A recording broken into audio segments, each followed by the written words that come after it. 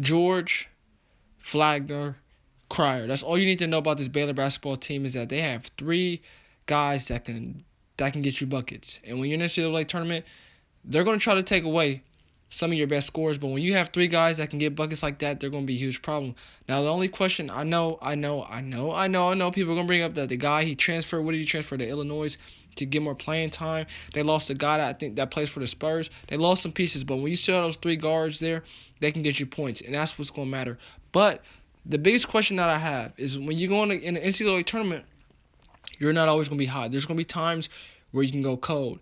And when those guys are hot, as we've seen when they play Kansas, they basically ran them out of the gym in the first half, or ran them off the court. But what happened in the second half?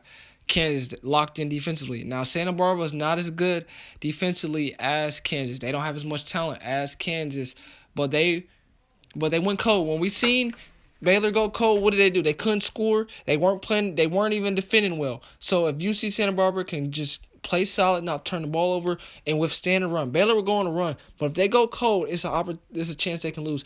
That's going to be the difference between them going to and making a deep run, Final Four, potentially winning another national championship, or getting bounced. Now, I had Baylor winning this game, but I need the first half Baylor Bears to step up like we've seen against Kansas. I don't need the second half. I need to see consistency throughout. I need a full 40 minutes. Now, all three don't have to all go off. They don't, but can just someone else step up? I don't know who that is going to be. I don't know who's going to step up for them. I'm going to be interested and surprised in seeing it. But if two of those three go off, they have a chance to cut down the nets. Now, if one of the three go off and then the rest of the team goes cold, they have a chance of losing to Santa Barbara. I don't see that happening. I'm taking Baylor, and I have these guys at least going to the Sweet 16.